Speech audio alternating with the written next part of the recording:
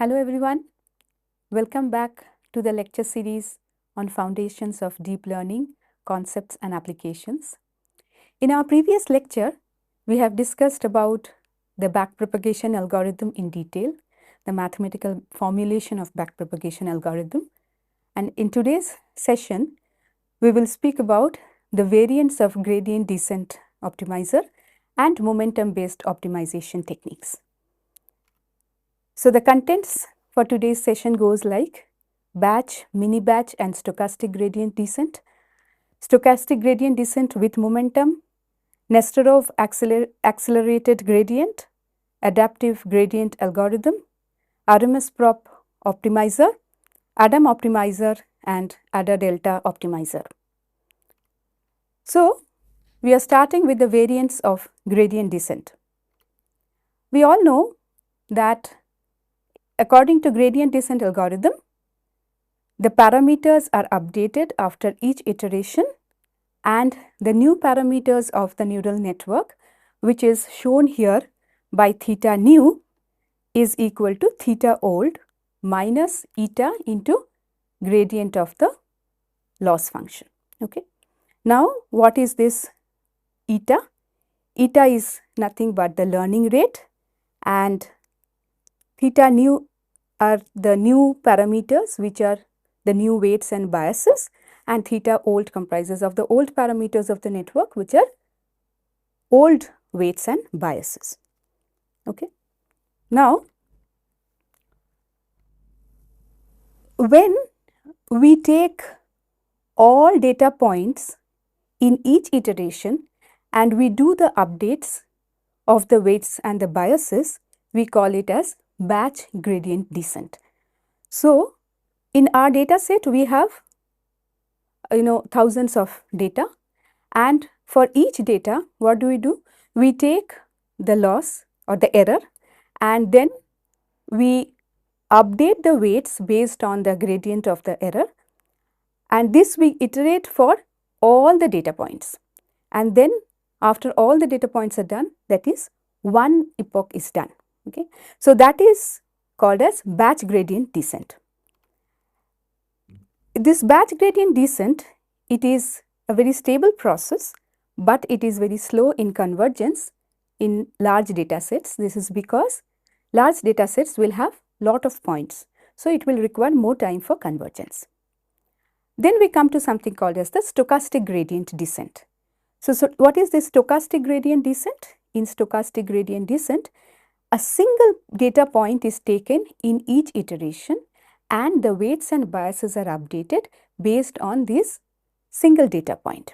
Now, when I am explaining this, I will here itself I will tell this is basically this is the minima. Okay. So, here also this is the minima. Okay.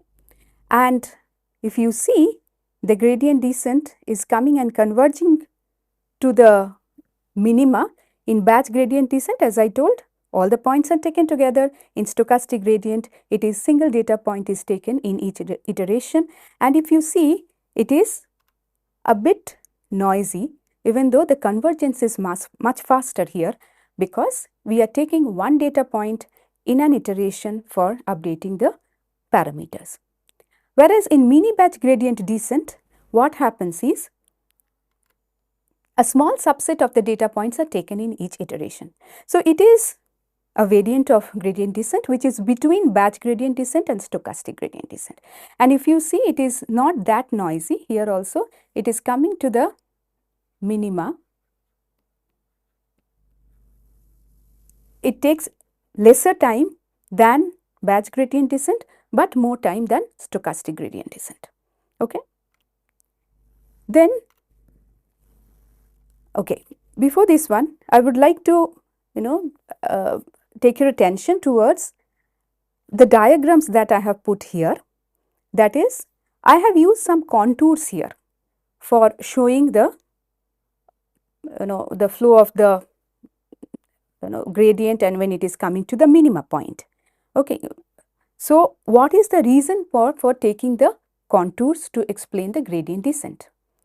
Now, This gradient descent basically, if you see, it is in the 3D space.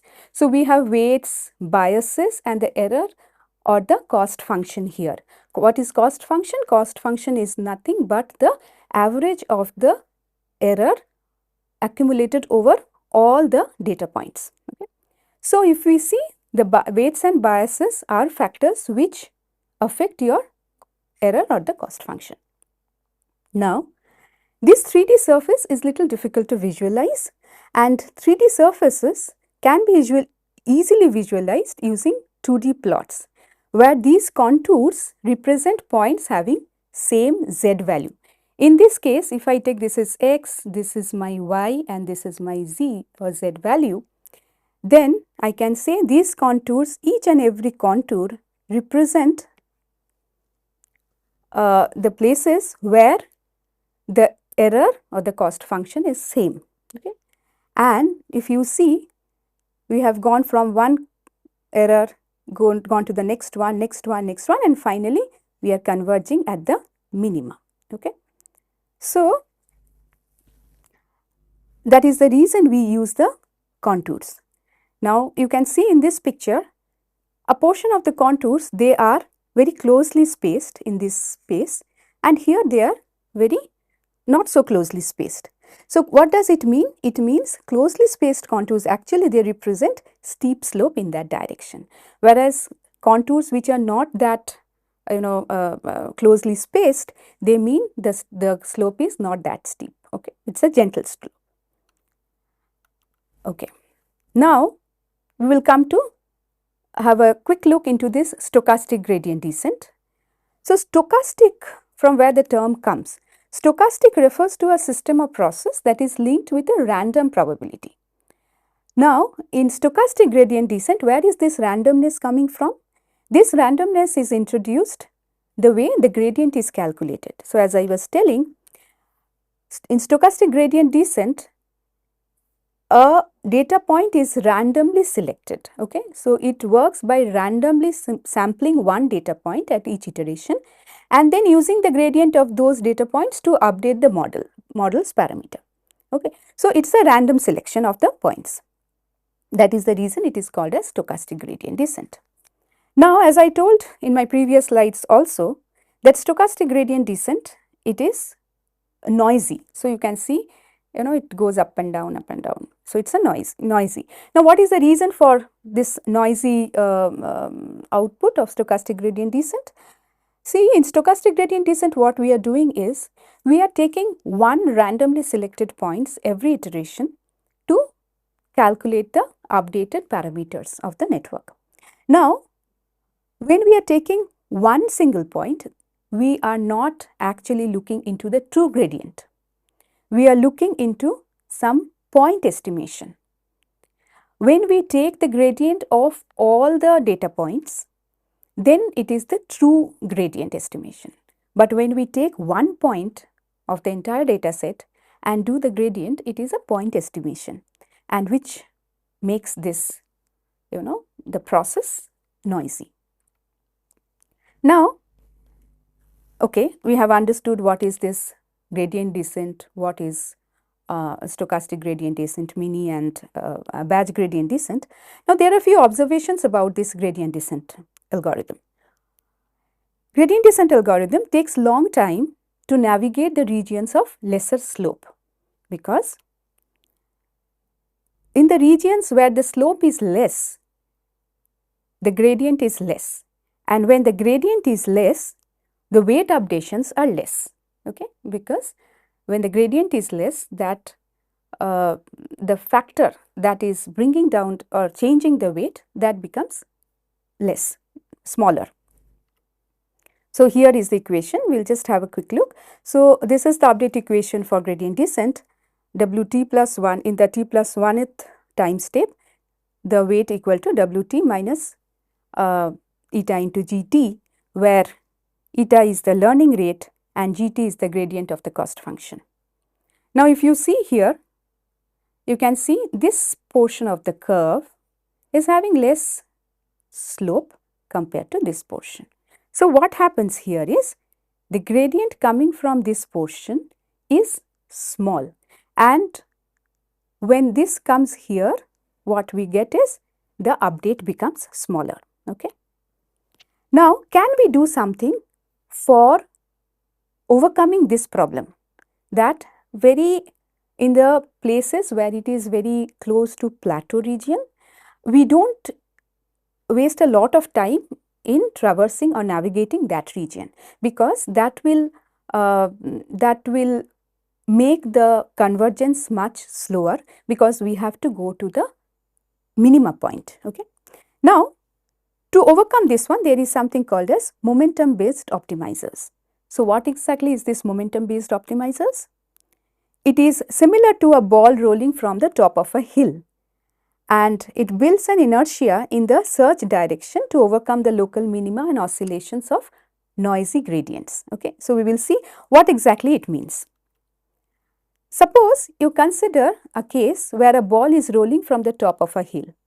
When it is rolling from the top of a hill, it gathers enough momentum to overcome the regions of plateau, the flat surfaces. It quickly overcomes those regions and then make it to the global minima instead of getting stuck in the local minima. So, basically wherever it finds the minima point, it goes because of the momentum that it has gathered when it was coming down from the top of a hill. Now, see this picture. So, suppose this is the top of a hill and then you have a ball rolling from there. This is local minima and this is the global minima. What happens here is, when the ball is coming down from the top, the momentum, it gathers some momentum. Okay. Similar thing happens in momentum based optimizers. So, whenever there is a change, whenever the change in gradient is high, that momentum adds as history to the parameter updates, which helps in going or converging to the minima point faster. Okay. So, we will just have a look into the mathematical expression and we will try to see how this relates to whatever I have told till now. So, this is stochastic gradient without momentum. We know Wt plus 1 equal to Wt minus eta Gt, and where Gt is the gradient Okay. Now, update rule for a stochastic gradient descent with momentum. It goes like update at the time t equal to gamma into update at the time t minus 1 plus eta into gt. Okay. So, we are specifying an update term at time step t, and which is actually dependent on the update which it has got at the time step t minus 1 plus this gradient term. Okay. And what is the updation rule here? Wt plus 1 equal to Wt minus update t. So, update t comes from here. Okay. Now, what exactly happens here is, when you have a lot of momentum is there when you are coming from a high hill to a place of minima, the update is high. Okay. So, the momentum that is adding up to the parameter updates, that if that is high, then what happens is, this term is dependent on the updates that are happening before. Now, when there is a lot of momentum that is there, then this term becomes high, and when this term becomes high, your weight updation is faster. Okay. So, we do not slow down in the places of plateau or in local minima, because we have already added the momentum term in the parameter updates. Okay. The gamma that I have spoken about here is a hyperparameter that decides how much momentum to be added. Okay. It ranges between 0 and 1. Fine. So, that is stochastic gradient descent with momentum. Okay. And if you see in this picture, we have, if this is the minima point, this is the oscillations of gradient descent, and here with momentum the oscillations become less and it becomes much smoother. Okay. Now, whatever I have told for the weights, similar things, biases also, in the similar way the biases also gets updated. Okay. Now, there are some observations once again for this gradient descent with momentum. What exactly it is? Suppose we take the weights and the cost function and we have a plot like this. This is my local minima, this is my global minima, and we have a point, we start from here, and then the updated weight goes here, and then this is the second step, the weights get updated, and we are seeing we are coming towards the minima. Okay, we are moving towards the minima. So in the third step also it is coming here, so we are going in the correct direction. Okay, and then what happens here is, instead of coming down here because of the momentum, it overshoots that place and then goes somewhere here. Okay, so this is the fourth position of the when it is coming down towards the minima. Now, what happens at this point? We have already overshoot the place where we have the minima. This is my convergence point or the minima point, we know, and so when it sees that it has overshoot it, again it will try to come down here, and then again due to momentum it may go here, and so there what happens is, due to the momentum, lot of times it may lead to oscillations before the convergence.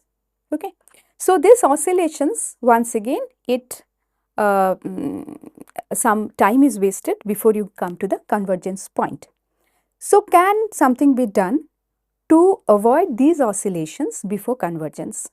Okay, so can we do something to that one? And that is where Nesterov accelerated gradient comes into picture. So what is this one? The core idea of Nesterov accelerated gradient is look ahead before you jump. Okay, so before you make the step, you should look ahead. Where exactly is the next point going to be? Whether it is at a place where the gradient is coming down or gradient is going up. Okay, so that is the look ahead idea of Nesterov accelerated gradient. We will see here once again. So we have the same thing, point 1, then point 2, then we come down to point 3. So these are the various points and we are trying to come down, and then when it was going towards 4, this point, this we call as the look ahead point, the fourth point. This happens everywhere actually. So I'll just explain it here because it has overshoot the minimum. So what happens here is, when it is at the point 3, at the position 3, it checks where is, according to the normal flow, where will be the next step. Now when it sees that the next step or the look ahead point is somewhere here, where it is not decreasing the cost function or the error, it has gone up, then what it will do is, it will make some corrections and then it will come down, and then finally it will come to the convergence point. So what happens is, here I will show the mathematical formulation for this. When it is at this position 3, it tries to find out the weight of the look ahead point, and how it will get the look ahead point's weight. This value basically it is trying to find out. Okay. So what is there in the look ahead point? It is to find out the look ahead point, it has taken WT, which is your previous one, minus gamma into update T minus 1. So if we see the update rule in gradient descent with momentum, it was like WT plus 1 equal to WT minus update T. This will come down here, update at the point T. Now here we have not used, it is the partially updated one, we have not used here this term. here. Okay. So, in the look ahead look ahead points weight, we have partially updated weight, which is Wt minus gamma update t minus 1, and then what we do is we use this look ahead points weight and use the update and use that one for the update rule of Nesterov accelerated gradient. What exactly happens here is update t equal to gamma update t minus 1 plus eta, the gradient of the at the look ahead point. So, this is very important. That means we are looking at the look ahead point, we are taking the gradient of that point, okay, and then we are doing an update t, and then we have the new weight Wt plus 1 equal to Wt minus update t. Okay. So, this is the idea of Nesterov accelerated gradient, where we see what is coming before we coming, or what is the next point which is coming before we jump. Okay. Now, similarly, the biases also will get updated in the similar fashion. I have just shown it for the weights. Okay. Now, I will divert a little bit and we will speak about the challenges with a single learning rate.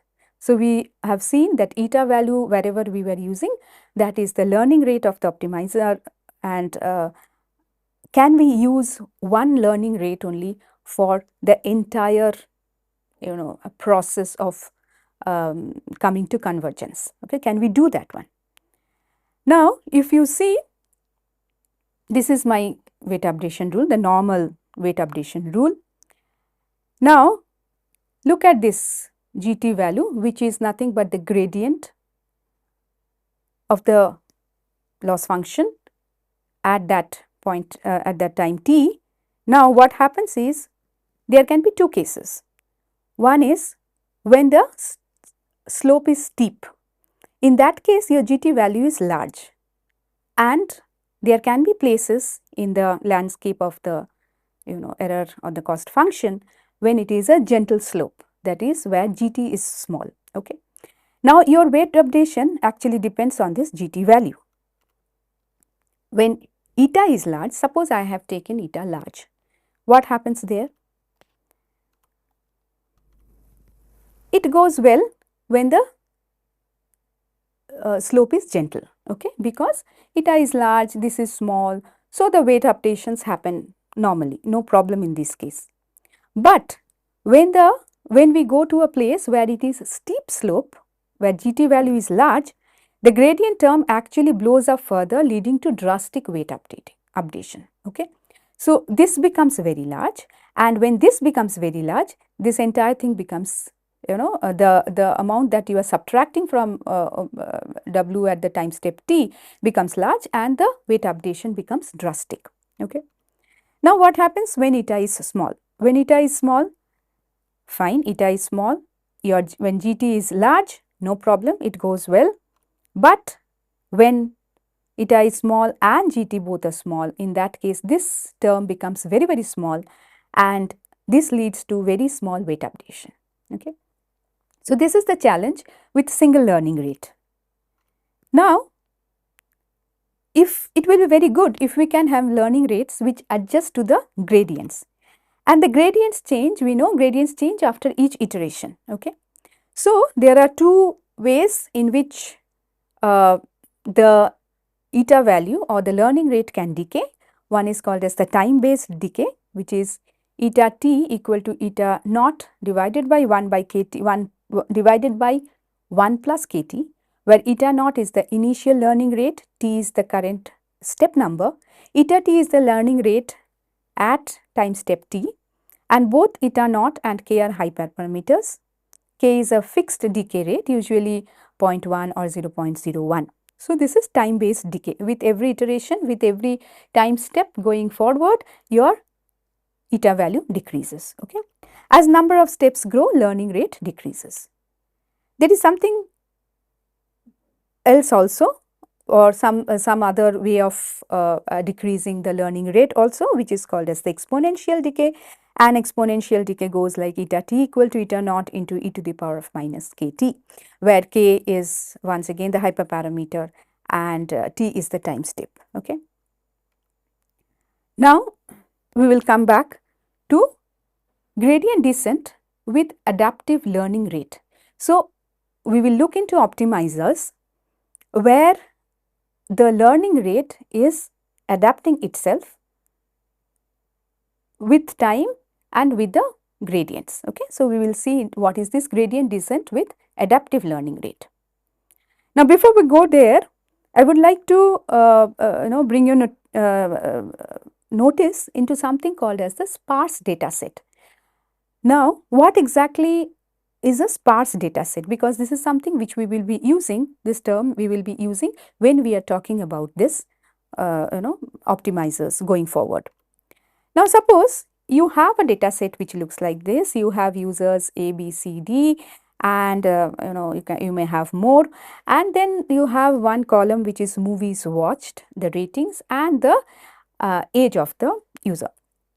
And you have Avengers, Inception, Star Wars, Lord of the Rings, okay, some movies. And if you see, it is highly possible that your first user is only watching Star Wars and he has given some rating, and other things he has not seen. Now, when we do a one-hot encoding for this one, it becomes like 0010. Similarly, for B, if he has only watched Avengers, it becomes 1000. So on for others also, maybe C has not seen any of this. So it becomes 0000, and D has seen Avengers and Inception, where it becomes 11 here, and other places it is 0. Now, if you see, if you look into the neural network here, this is a data set which goes into the neural network, and if you see this movies watched, if it goes, this is basically a column, right, which is a feature which goes into your x2. Okay, this is your input neuron, and if you see, your x vector is comprising of x1, x2, x3, which is your inputs to the input neurons. And if we see, the gradient of the cost function with respect to the weights associated with this x2 will be very small. Why? Because lot of the places the input is 0. So, whenever such a condition happens, we call it as a sparse data set. That means, in most of the places it is 0, only few places we have 1. Okay. So, this is called as something called as the sparse data set, and the gradient of the cost function with respect to these weights associated with x2 will be very small, because most of the inputs are in the zeros. So, for them the parameter updates will be minimum at each step. Okay.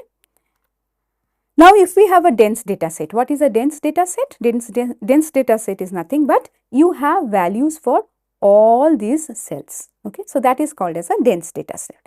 In that case, your parameter updates will be large for each time step, because every time step you are getting values, and the gradient of the cost function is not small, it is having some value. Okay.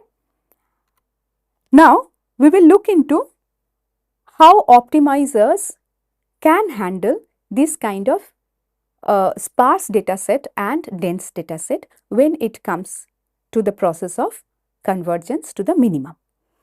We will look into adaptive gradient or AdaGrad optimizer. What it is, we will see now. So, the core idea of adaptive gradient is tunes the learning rate based on the previous updates. If the previous updates are large, when do we call the previous updates as large? When the gradient accumulated is large. In that case, we call the previous updates are large. Okay. If previous updates are high, learning rate will decrease. Why? Because in that case, suppose we are coming towards the convergence point and I want to reduce, the pace at which it was going towards the convergence point. Okay. And if the previous updates are less, learning rate doesn't decrease to that great extent. So, we will see how it happens, and the core idea I have told. So, tuning the learning rate based on the previous updates. So, this is the main idea. Now, we will have a look into the update rule of AdaGrad. What exactly is here? We have a term Vt which is equal to Vt minus 1 plus Gt square. Gt square is nothing but the gradient at the time step t. Okay. So, if you see, this is basically the running sum of the history of updates. So, if you have a dense data set, you have a history of good updates, okay, high updates, and when you put it here, what happens is we have the variation with this Gt square, and when we add this one, this Vt term actually it represents whatever the previous updates are there. If the updates are less, then Vt will be less. If updates are more, then Vt will be more. Now, then the parameter update rule goes like Wt plus 1 equal to Wt minus eta divided by square root of Vt plus epsilon into Gt.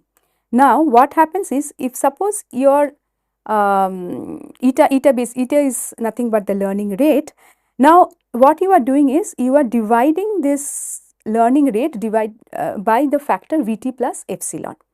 Now, why we are doing this one?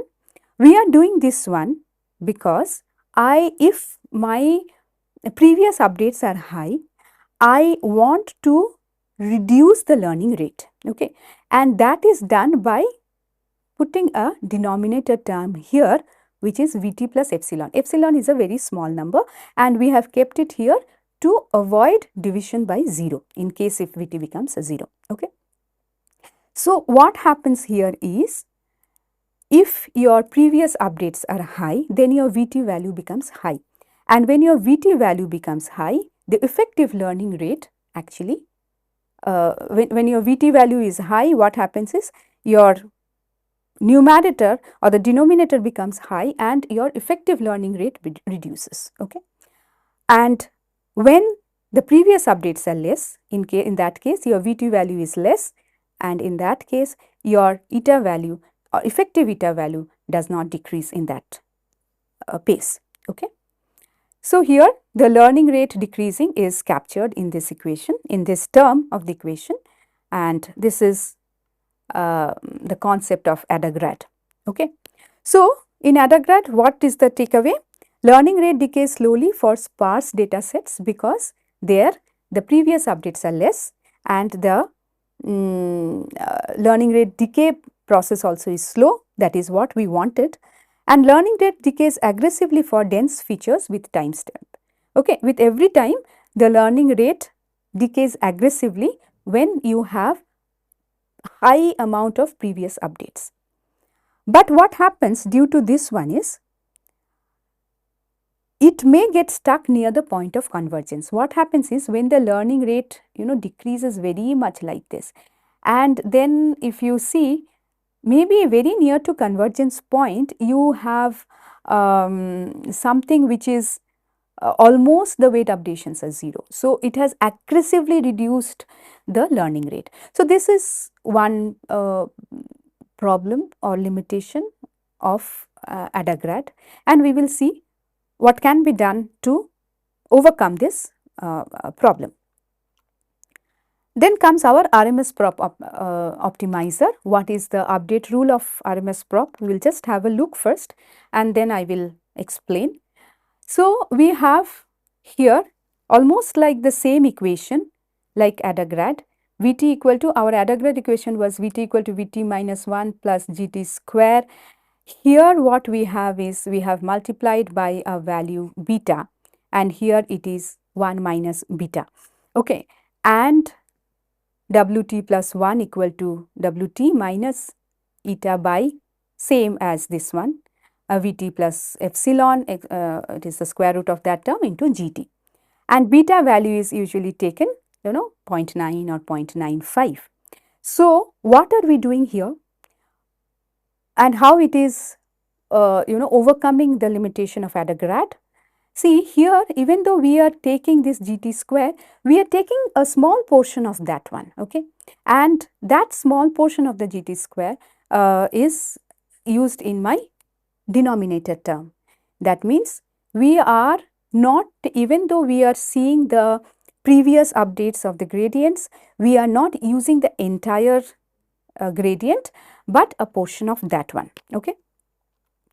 Now, suppose with this Vt equal to, beta equal to 0.95, your equation looks like this: Vt equal to 0.95 Vt minus 1 plus 1 minus 0.95 Gt square, which is like this. Okay. Now, what exactly happens mathematically? I have given the equation and we will try to see what exactly happens here. So, in RMSProp, what is happening is it keeps a track of the exponentially decaying average of the squared gradient. Squared gradient is coming from here and it is keeping a track of the exponentially decaying average. Okay, so how that is happening we will see, and due to this only RMSProp overcomes the problem of aggressive learning rate decrease in AdaGrad. So, this is the factor exponentially, because we are keeping a track of exponentially decaying average of the squared gradients, it is not aggressively coming down to almost 0, which is the case in AdaGrad. Okay. So, now we will see how RMSProp is keeping track of the exponentially decaying average. For that one, we will do some calculation. Okay. So, suppose we are finding out V naught equal to beta V or V0 equal to 0 minus 1 plus 1 minus beta G0 square. This is the according to the equation. Now, when beta equal to 0.95, what do we get? This term becomes 0 because there is nothing here. So, my V naught becomes equal to 1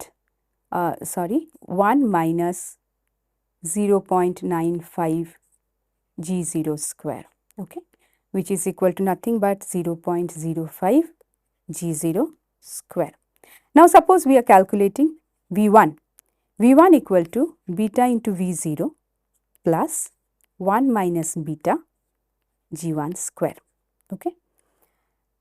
So, if I can put V0 equal to, so beta is 0.95 and I take the value of V0 from here, which is my 0.05 G0 square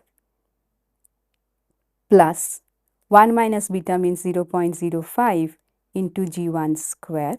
This gives me 0.95 into 0.05, which is equal to 0.0475 G0 square plus 0.05 G1 square.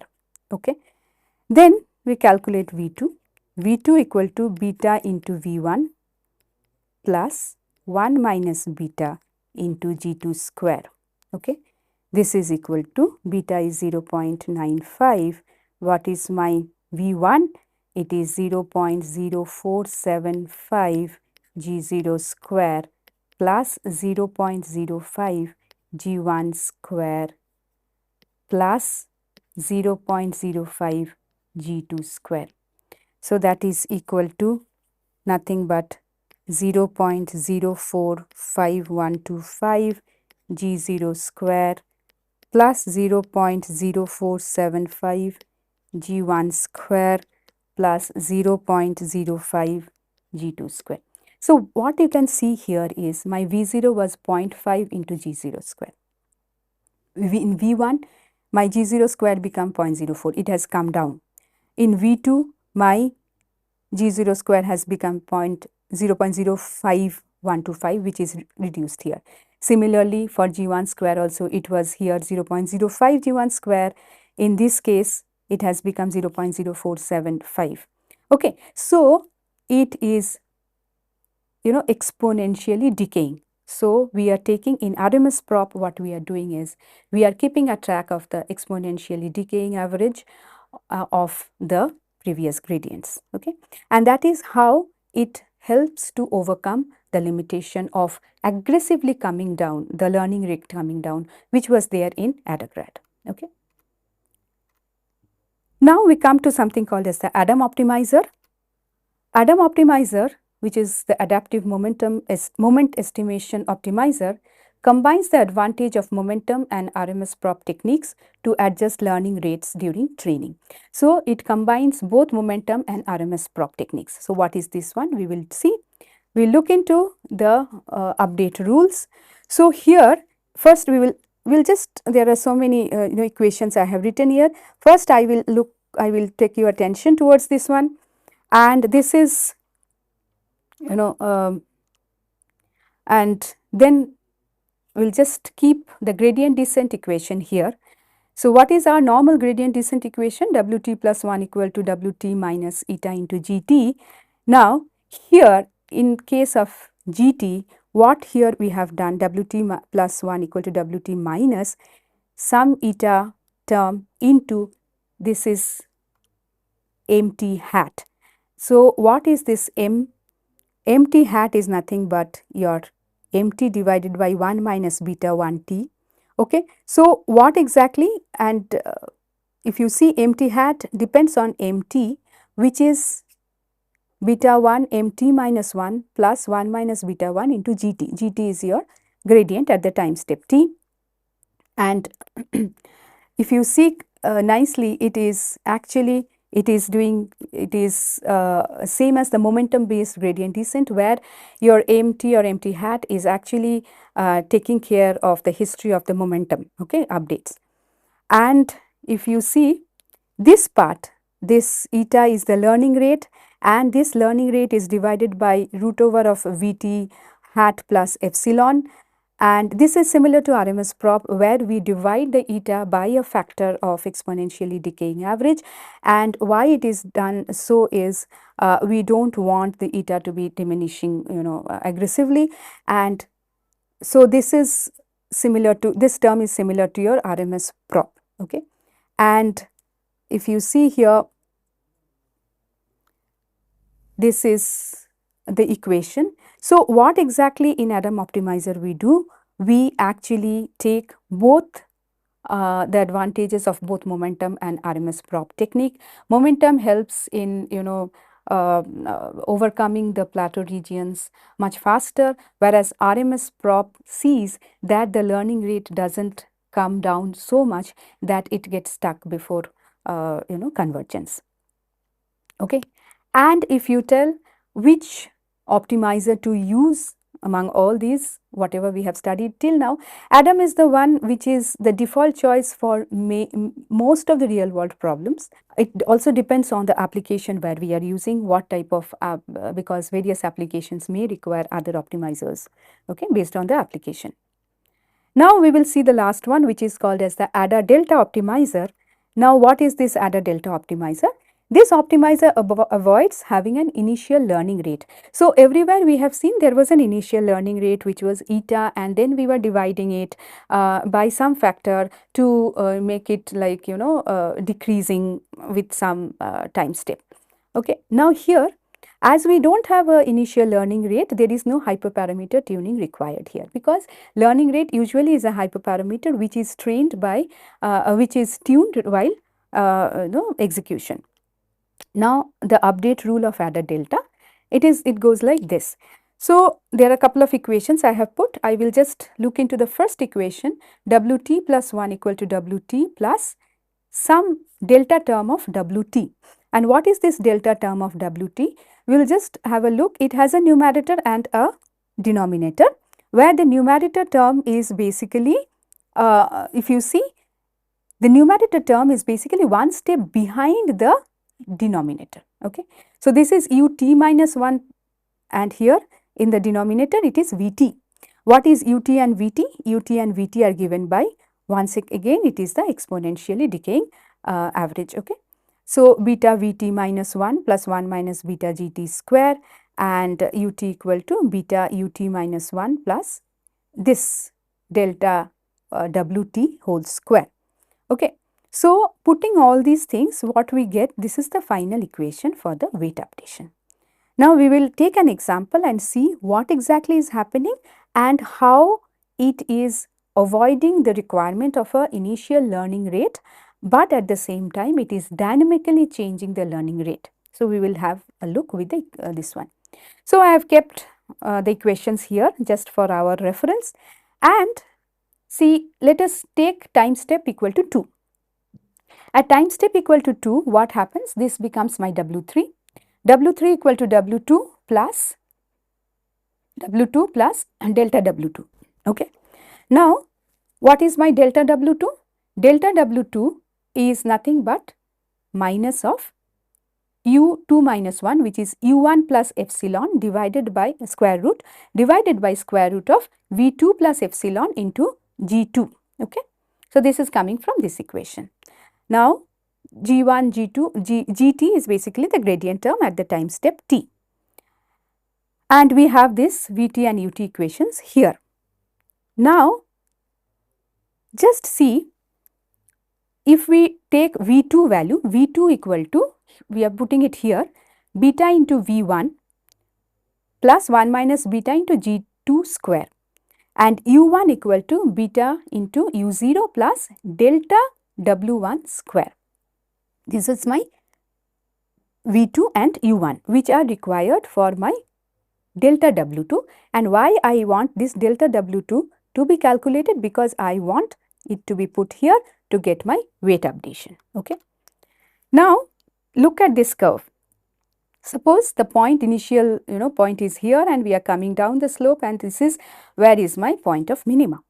Now, this is my T1 step and this is my T2 step, and in between we have this, this is T1 and this is T5, in between we have T2. Okay. And if we see at time step T2, V2 is greater than V1. Now, why I am telling that one? V2 is greater than V1. V2, if we see, V2 basically is somewhere here. Okay. V2 will be here and V1 will be somewhere, U1 will be somewhere here. Now, what is happening is this V2 has accumulated some more gradient because it has seen some gradient before compared to your U1, because U1 is still at the top, it has not seen that much of gradient. Okay. So, it has accumulated more of gradient, and that is the reason what happens, your V2 becomes more than U1. And when this happens, what happens? V2 is greater than U1, that means your denominator is greater than your numerator. When that happens, then your effective, or this is basically your effective learning rate. This effective learning rate is small because your denominator is higher than your numerator. Why I am telling this one as the effective learning rate? Because if you see here, this is nothing but my eta effective. Okay, eta effective. Fine.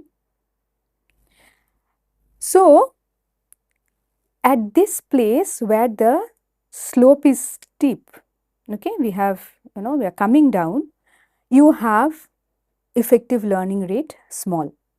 And due to this one, what happens? Your delta W2 is small when the gradient becomes steep, because delta W2 depends on your effective learning rate. Now, what happens? Near to regions of gentle slope, what happens here? Suppose we are here at this point.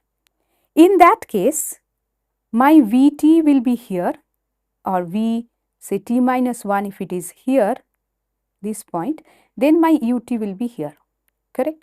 So, this has actually started accumulating some very low gradients here, because the gradient at this point, the plateau will be low, whereas Ut is still in this region where it has accumulated the higher gradients from the top. Okay. So, near to the regions of gentle slope, your Ut becomes greater than your Vt minus 1, Vt plus 1, and the effective learning rate is more near the regions of gentle slope. Why the effective learning rate is more? Because in this case, your U is greater than your V and your numerator is more than your denominator, which makes this term, more. And if you see, in this term, this becomes more. So, effective learning rate is more near regions of gentle slope. So, AdaDelta, without having an initial learning rate, it dynamically tunes the effective learning rate without the need of any hyperparameter tuning. Okay. So, with this one, I come to the end of today's session. Before closing, let me summarize once what all we have looked into in today's session. So, we started with the variants of gradient descent like the batch gradient descent, mini batch gradient descent and stochastic gradient descent.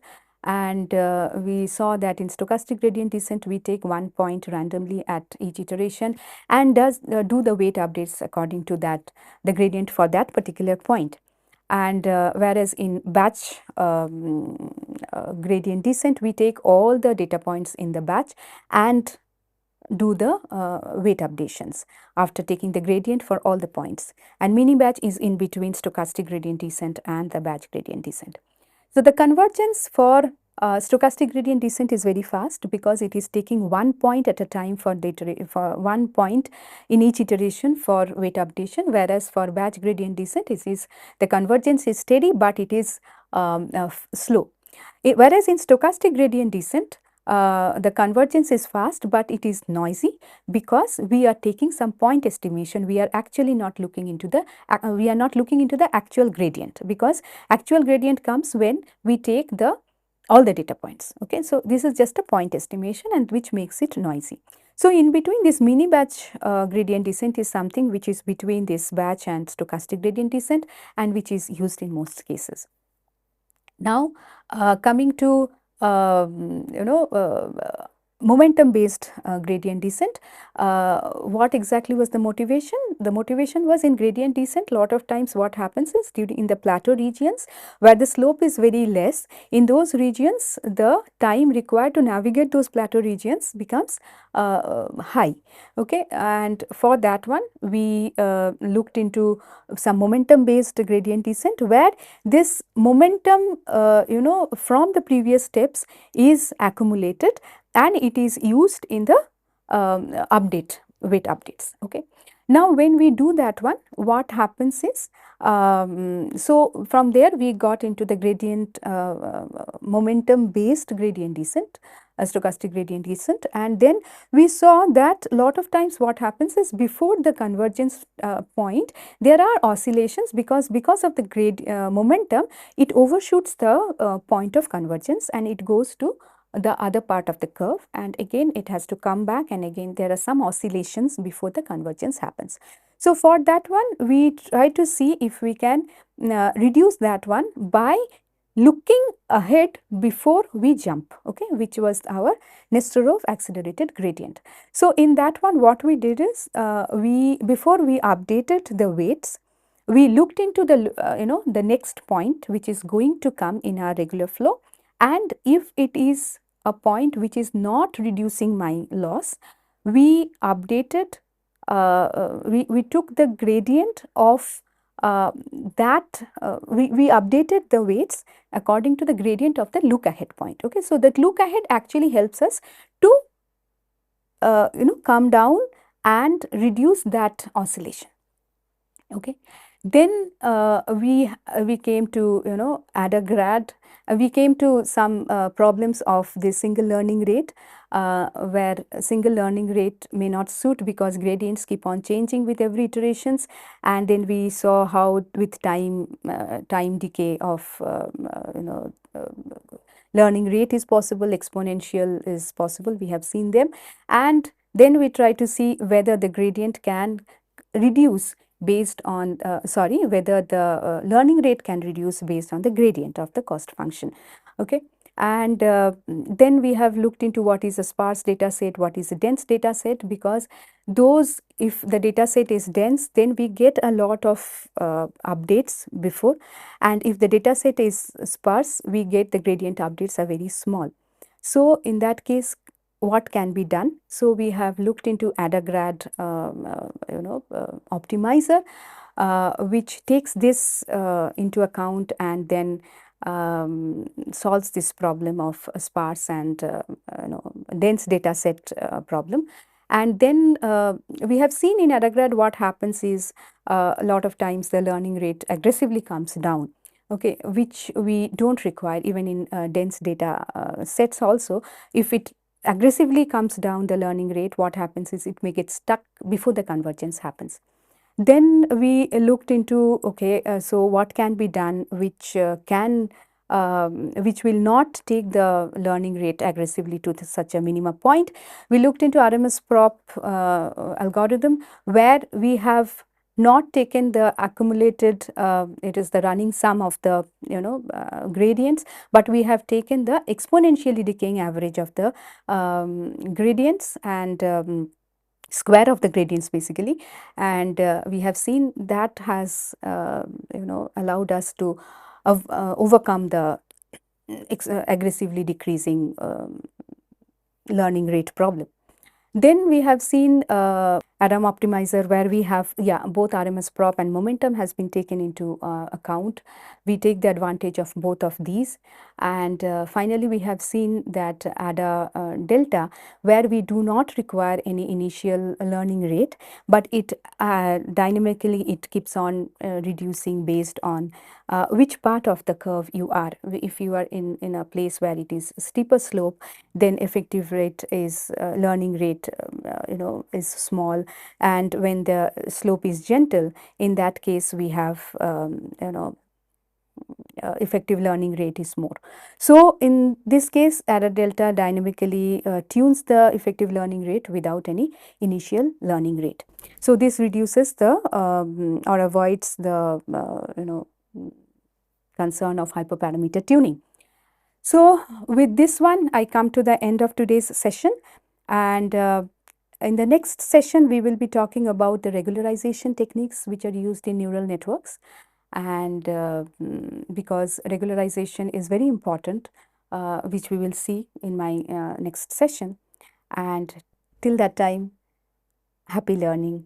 Thank you all.